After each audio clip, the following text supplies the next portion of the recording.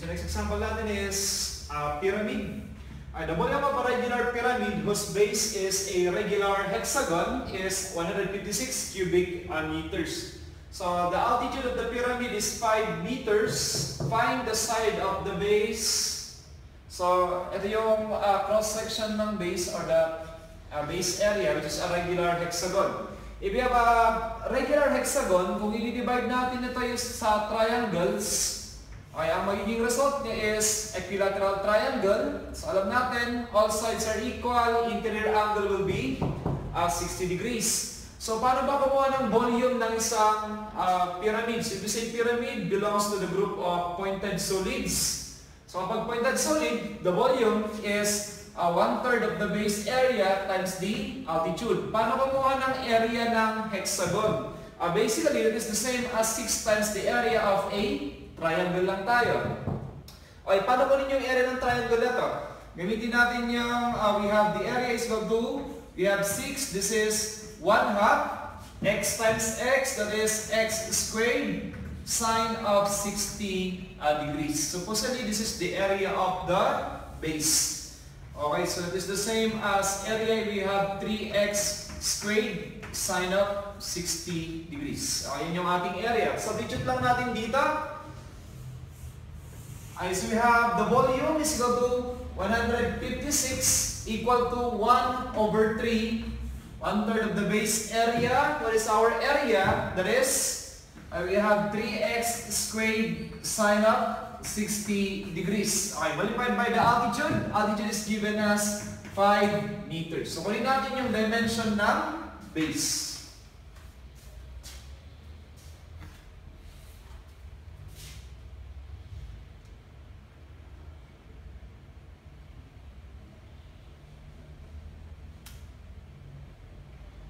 Okay, dimension of the base equal to 6.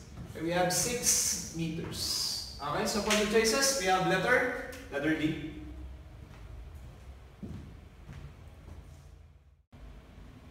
So we proceed to the frustum of a pyramid.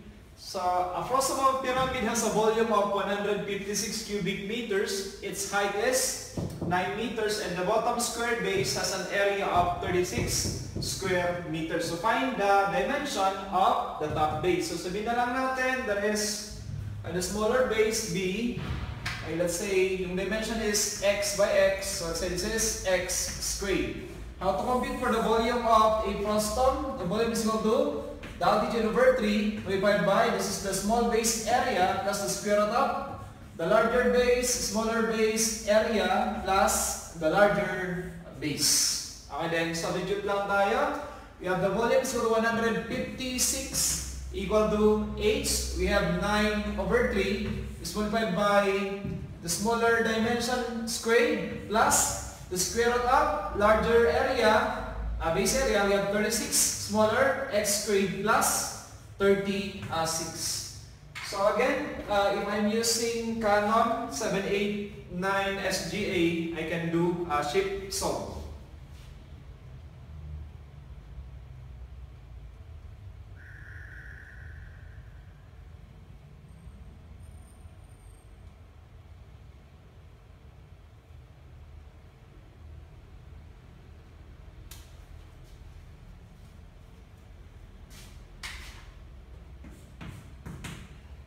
So the dimension will be equal to 2 meters. So which means the top base is 2 meters by 2 meters. So ang sagot natin dyan will be letter C.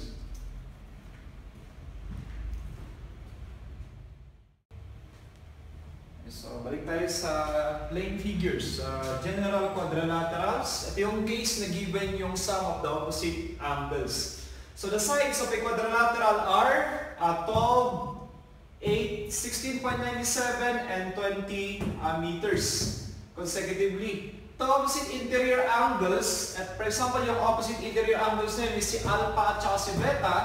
Alpha plus beta is equal to the epsilon equal to 225 degrees. So compute the area of the quadrilateral. So how to compute for the area pag ganitong case? That is yung area is equal to, this is the square root of S minus A, S minus B times S minus C multiplied by S minus D. Minus, we have A, B, C, D, then multiplied by cosine of the epsilon. This is over 2, epsilon over 2. We have, this is a cosine of the epsilon over 2 quantity squared. That will be your formula. Paano kumuha ng semi-perimeter? That is side A plus side B plus side C plus side D divided by 2. Kunin natin, we have S, this is 12 plus 8 plus the 16.97 plus 20 divided by 2. Okay, let us compute for that value.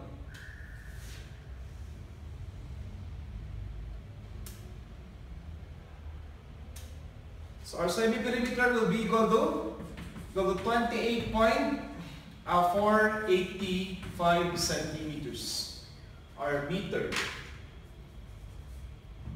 Yeah. Now all we have to do is dito, substitution. And we have the area is equal to the square root. Medyo may kahabaan siya.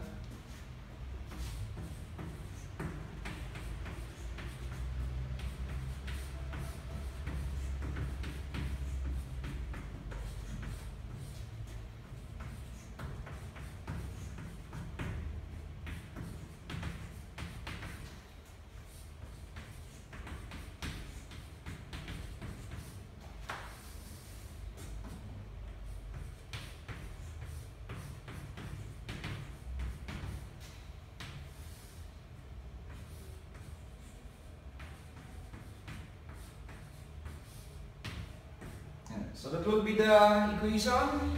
Ay, try natin i-compute.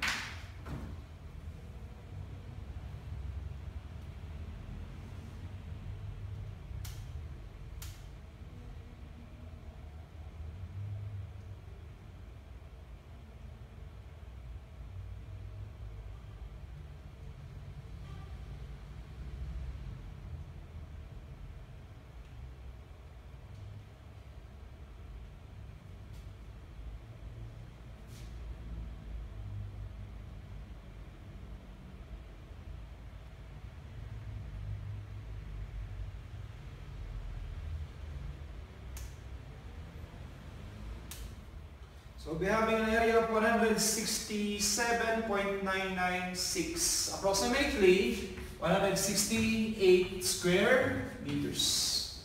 So sa tayo dito, we have letter B.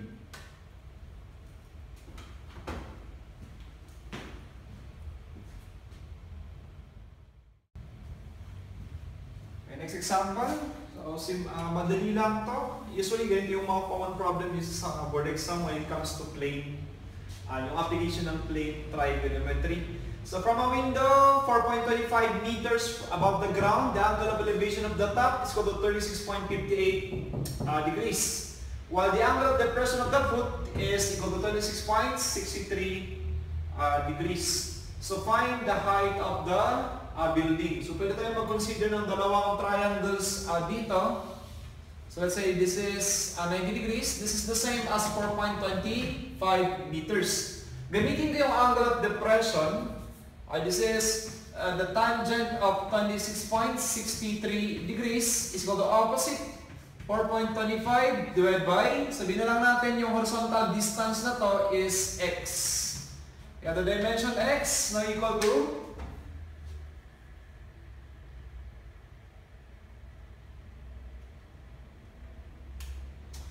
is equal to 8.476 meters.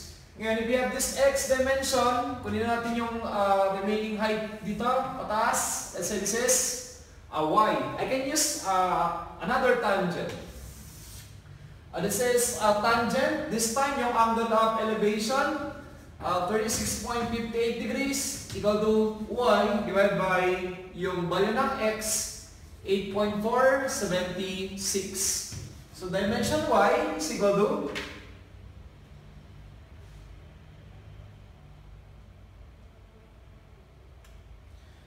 we have 6.29 meters. So yung height of the building is obviously yung given na 4.25 plus yung na-compute na y. We have h equal to 4.25 plus 6.29. So we have the height of the building is equal to 10.54 meters. Yan. So 10.54, we have letter B.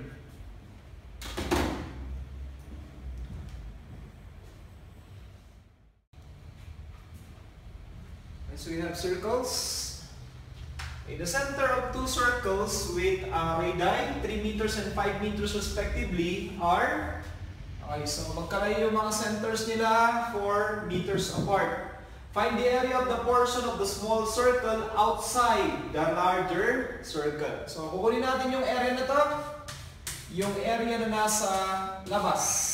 Okay. If you are to observe, okay, so nandito yung center ng mas maliit na circle. If you are to draw a line from the center of this larger circle, papunta dito, obviously that is a 5. Based sa given na center-to-center distance, this is a 4. So di ba medyo obvious yan for a triangle? Okay, for a triangle, kung 5 ito, 4 yan, tapos right triangle tayo dyan, automatic to na 3. Do you agree? That is a 3, 4, 5 triangle. So which means, okay, tatama ito, kung gagawa tayo ng vertical line, tatama ito sa kalahati. Yung line na to will divide the smaller circle, mahahati yung mas maliit na circle, kalahati niya yung nasa side na to, from this vertical line. So which means, this is the same as 3 meters. Okay? Ang kailangan lang nating makuha ngayon is yung maliit na area na to, which is arc. Okay, yung arc na to, kailangan ko lang yung arc na yan. Kasi yung area outside is equal to, ano yung area outside? Yung area ng mas maliit na circle, that is pi times 3 squared minus yung 1/2 ng pi. Yung 1/2 nito, from this line, papunta dito sa kaliwa, kalahati na yan kasi 3 meters yan eh. 3 meters to. Dadaan siya sa diameter, kumbaga. So that's 1/2 of 3 squared minus, okay, so dalawang ito, let's say this is small area of a segment, minus dalawa, ito, at saka ito. Yan. So minus twice the area of a segment. Yan. So yung area outside na hinahanap natin, area outside is equal to 9 pi minus 9/2 of pi minus twice the area of a segment. I-separate lang natin yung segment na to. By this segment, okay? Yan. Separate lang natin yung maliit na to, then yung maliit na yan, kapareho nito. So we having yung triangle na to,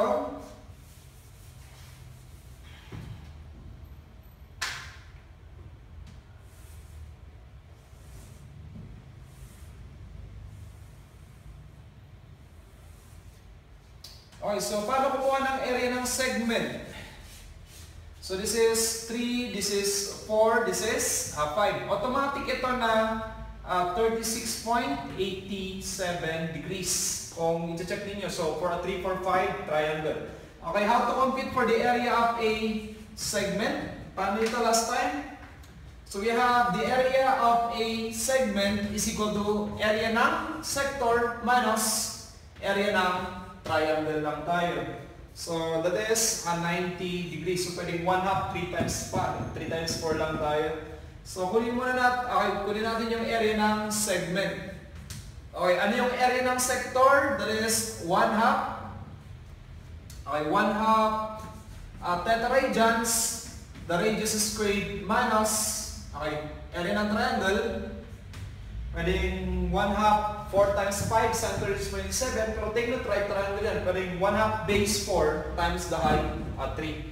So we'll be having the area of the segments na equal to 1/2. What is our theta? That is 36.87 degrees times pi divided by 180 degrees. Ano yung radius ng circle na to? Yun yung 5 meters squared. Minus 1/2. Ano yung base ng triangle? 4.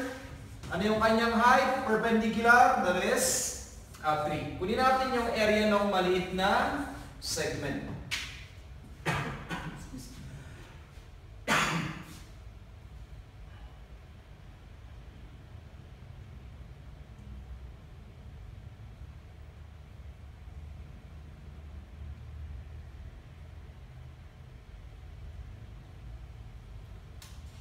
So the area of the small segments equal to 2.044 square meters. Yan. Okay, balikan natin yung equation na to. Okay, this is area outside.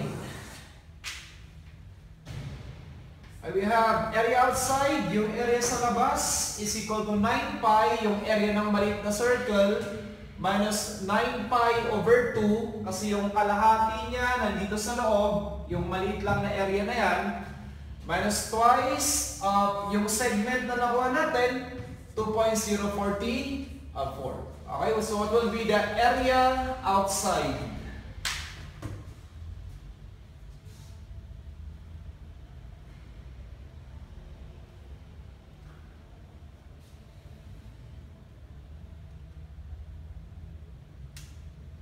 This will be equal to 10.0 10.049 square meters. So let us check sa traces. Kung nasa traces ito.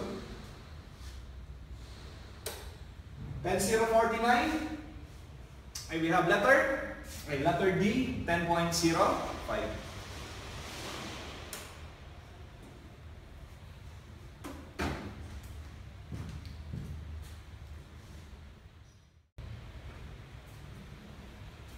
Next, okay, angle measurement. Hopefully naalala nyo pa. Convert 630 degrees in centesimal system. So you have 630 degrees. Centesimal system, that is the grads. 400 grads is to 360 degrees. And that's equal to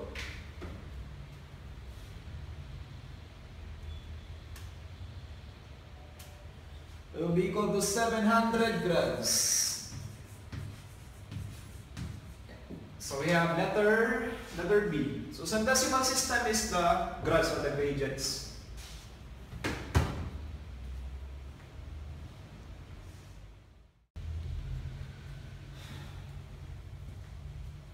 Next example, I think dalawang beses na ito lumabas sa board exam.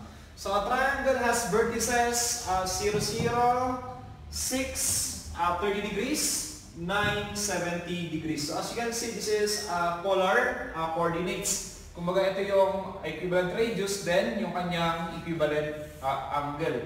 So if this is 70 degrees, 30 degrees, so 70 minus 30, yung triangle natin dito, magkakaroon siya ng dimension 9, 6, then this angle will be, okay, 70 minus 30, this is 40 degrees. All we have to do, para makuha yung perimeter, kunin natin yung third side. Kasi this is x. We can have it by cosine law, that is x squared is equal to 9 squared plus 6 squared minus twice of 9, 6, then cosine of 40 degrees. Okay, so cosine law lang naman yan. We have x equal to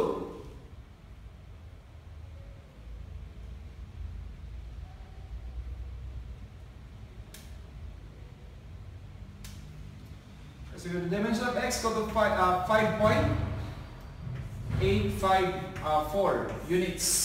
So paano kumuha ng perimeter? All you have to do is sum up the sides. We have 9 plus 6 plus yung computed value of x, we have plus 5.854. The perimeters now equal to perimeter will equal to 20.854 units. So twice na itong lumabas sa board exam. We have letter D, 20.85.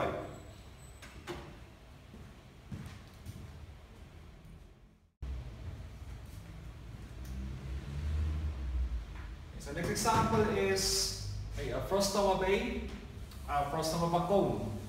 So the base diameter of a frustum of a right circular cone are 2 meters and 4 meters. So mga diameters yan. Find its lateral area. So yung radius nito, the smaller radius is 1 meter. Yung radius naman ito, yung larger radius will be equal to 2 meters. Kasi mga diameters yan. Kapag cone, paano kumuha ng lateral area? Lateral area is pi RL. The slant height, kailangan natin ng slant height. Paano naman kapag frustum of a cone? Kapag frustum of a cone, we have that is lateral area will be equal to pi. Yung radius na maliit, R, plus yung malaking radius, divided by the slant height. So, kailangan pa rin natin yung slant height. So, ang given lang is altitude. Project lang natin ito downward. This is the same as 2 meters. So, it means 1 meter na ito, 1 meter na rin yan. So, ito yung kailangan lang natin na right triangle para makuha yung slant height. The slant height is equal to the square root, Pythagorean, that is 5 squared plus, sa baba, 1 squared. So, square root of 25 plus 1, this is the square root of 26 meters. Yan. Yun yung kanyang slant height. So, paano kumuha ng lateral area ng frustum of a cone? The lateral area is equal to pi. The smaller radius 1 plus the larger radius 2 multiplied by the slant height, that is the square root of 26. Lateral area, so equal to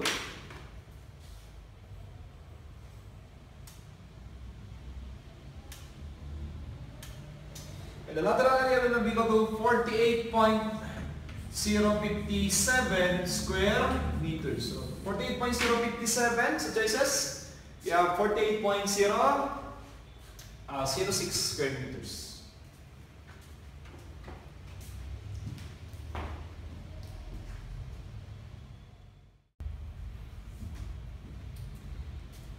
Okay, so our next example is a spherical sector.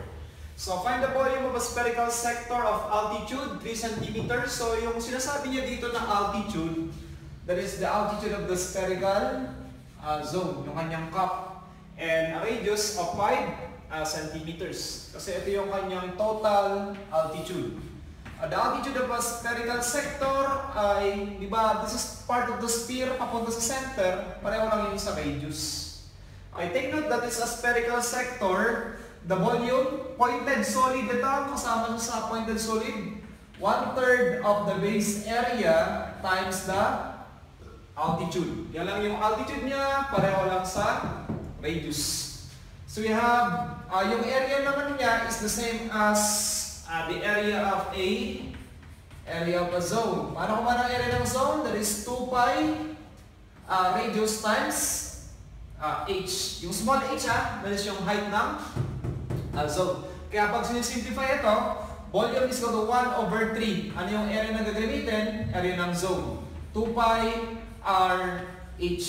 Multiplied by the h. Kaya lang yung h natin is the same as the radius. Kaya general formula, 1/3, is the same as 2/3.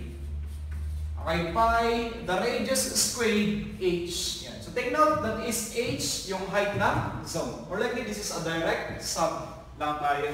You have the volume is equal to 2/3 by the radius is 5 squared times the height of the zone, we have 3.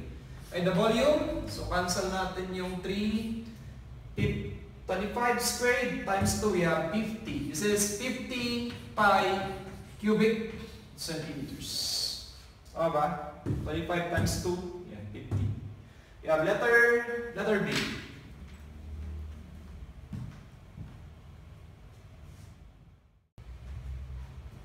Proceed tayo to this example. So, meron tayong dalawang cube. Hindi alam mukhang cube yung drawing ko. So the total surface area of 2 cubes is equal to 1,734. So paano ba kasi kumuha ng surface area? So let's say this is the surface area of this cube with x dimension ng edge. So we have 6 faces which are squared. So 6 times x squared. Ito naman ay yung kanyang surface area y is equal to 6 times y squared. Alright? So 6 na squares. The total length of their edges is equal to 276 centimeters. So find the edge of the smaller cube. So tingnan natin kung sino sa kanila yung mas maliit. So we have surface area of x plus surface area of y is equal to 1,734. Yung mga edges, how many edges meron ng cube? So let's say this is yung edge. Ano ba ilalagay natin dito? E na lang. The edge of the cube, x. Ilan yung edges ng cube? So 4 sa taas, 4 sa baba, 4 na vertical. There are 12. So 12 times x. Yung edges, summation of the edges of the y is ganoon din, obviously. So 4 na edge sa taas, 4 na edge sa baba, 4 na vertical edges. That is 12y. So the equations to unknowns naman tayo. So the edge of x plus the edge of y, sum of the edges of x and y is equal to 276. Okay, the equations to unknowns, baka pwede tayong mag-substitute lang dito. Ano yung surface area? That is 6x squared plus surface area ni y, 6 times y squared is equal to 1,734. Ano naman yung ito? We have the edges, that is 12x plus 12 of y is equal to 276. So pwede kong gawin, in terms of x na lang, we have y is equal to 276 minus 12 of x divided by 12. So, check natin kung divisible ba ito sa 26 ng 12 o hindi. Yes, so divisible siya ng 12. That is equal to, yung y is equal to 23 minus x. Substitute lang natin dun sa first equation. That is 6 times x squared plus 6 times equivalent of y. Ito yun, 23 minus x. Take note, naka-squared. Equal to 1,734. Kunin natin yung edge dimension ng first cube.